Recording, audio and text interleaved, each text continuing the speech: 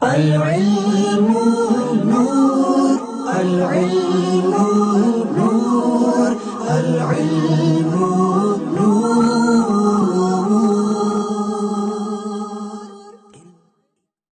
والعاقبة للمتقين والصلاة والسلام على سيد الأنبياء والمرسلين. أما بعد فأعوذ بالله من الشيطان الرجيم. بسم الله الرحمن الرحيم. الصلاة والسلام عليك يا رسول الله وعلى آلك وأصحابك يا حبيب الله. آج میرا موضوع ہے روزے دار کو افطار کرانے کی فضیلت. حضور سید عالم مجسم نبی احمد صلی اللہ تعالی علیہ وسلم کے پاس ایک ہیرنی آئی اور وہ اپنے بچوں کے لیے کھانا تلاش کر رہی تھی. تو وہ ایک جال کے اندر پھنس گئی اور اس نے کہا رسول پاک علیہ السلام سے یا رسول اللہ مجھے یہاں سے نکال دے. حضور علیہ السلام نے ارشاد فرمایا میں تجھے یہاں سے نکال دوں گا لیکن یہ بتا تو کیا واپس آئے گی؟ عرض کیا رسول اللہ صلی اللہ تعالی علیہ وسلم میں آپ سے وعدہ کرتی ہوں آپ مجھے یہاں سے نکال دیں میں بچوں کے لیے کھانا لے کر جاؤں گی اور واپس دے کر آ جاؤں گی. حضور علیہ السلام نے ارشاد فرمایا یہ بتا کر تم نہیں آئی تو؟ عرض کیا رسول اللہ اگر میں نہیں آئی نا جس کے سامنے آپ کا نام لیا جاتا ہے اور وہ آپ پر درود نہیں پڑتا جتنی لعنتیں اس پہ برستی ہیں اتنی لعنتیں مجھ پر برسیں گی. عرض کیا رسول اللہ میں ضرور آؤں گی. دیکھیں بہت سارے ایسے لوگ ہیں جب حضور علیہ السلام کا نام لیا جاتا ہے تو ان کے لب خاموش ہی رہتے ہیں. میں کئی بار عرض کر چکا ہوں کہ جب بھی حضور علیہ السلام کا نام لیا جائے تو صلی اللہ تعالی علیہ وسلم کہنے کی عادت بنا لینی چاہیے. اس میں حضور علیہ السلام کا تو فائدہ ہے لیکن سب سے اعلیٰ فائدہ خود پڑھنے والے کا ہے.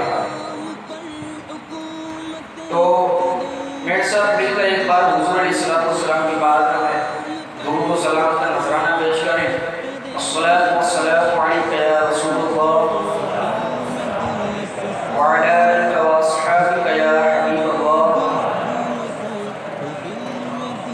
سنن کبریٰ میں اور بہتی میں روایت کی حضرت سیدنا سلمان فارسی رضی اللہ تعالیٰ عنہ روایت کرتے ہیں اللہ عز و جل کے پیارے حبیب صلی اللہ تعالیٰ علیہ وسلم نے ارشاد فرمایا جو حلال کمائی سے کسی روزے دار کو افطار کروائے تو ملائکہ پورے رمضان کے لیے اس کے لیے دعائیں مغفرت کرتے رہتے ہیں.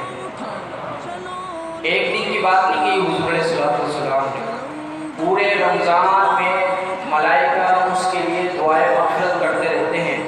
اور شب قدر میں حضرت جبریل امین علیہ السلام اس سے مصافحہ فرمائیں گے. کیا فرمائیں گے؟ اور حضرت جبریل امین پتہ ہے کون ہے؟ فرشتوں کے سردار ہیں. اور آپ کے بارے میں آتا ہے کہ اللہ تبارک و تعالیٰ نے آپ کو جو پیدا کیا ہے نا اس لیے پیدا کیا ہے کہ حضور علیہ السلام کی آپ خدمت کر سکیں. اور خود کہتے ہیں کہ میں آپ کی وجہ سے پیدا کیا گیا ہوں. تو جو روزہ دار کو افطار کرائے حلال کمائی سے شب قدر کو حضرت جبریل امین علیہ السلام اس سے مصافحہ فرمائیں گے. اور جس شخص سے حضرت جبریل امین علیہ السلام فرمائیں گے اس کا دل بھی نرم ہو جاتا ہے اس کے اندر عاجزی بھی آ جاتی ہے. آج کل ہمارے اندر اکڑ بہت ہے، اکڑ بہت زیادہ ہے.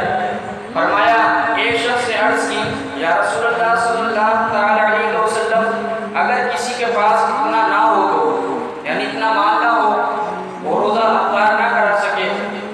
ارشاد فرمایا چاہے ایک لقمہ روٹی کے ٹکڑے سے ہی افطار کرا دے. اگر کسی کے پاس اتنا بھی نہ ہو تو یا رسول اللہ صلی اللہ تعالی علیہ وسلم پھر وہ کیا کرے؟ ارشاد فرمایا اگر کسی کے پاس اتنا بھی نہ ہو تو ارشاد فرمایا چاہے وہ دودھ کی لسی سے ہی افطار کرا دے اسے بھی وہی ثواب ملے گا.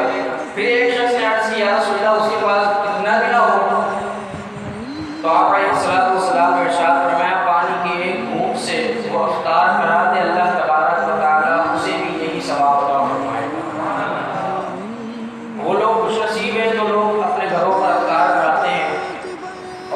مسجدوں میں دیتے ہیں اس لیے نہیں کہ وہ ان کی محلے میں واقع ہو، بلکہ اس لیے کہ اللہ تبارک و تعالیٰ کی رضا کے لیے۔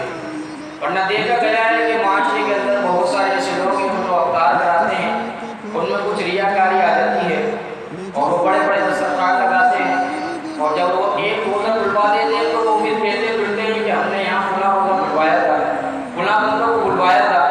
یہ ریاکاری کے اندر بات آ جاتی ہے، لیکن جس کے لیے رسول پاک علیہ السلام نے ارشاد فرمایا کہ پورے رمضان ملائکہ اس کے لیے دعائے مغفرت کرتے رہتے ہیں۔ یار جس کے لیے فرشتے دعائے مغفرت کریں تو اس کا مقام مرتبہ کتنا بلند ہوگا، سوچنے کی بات ہے۔ دعا کیجیے اللہ کریم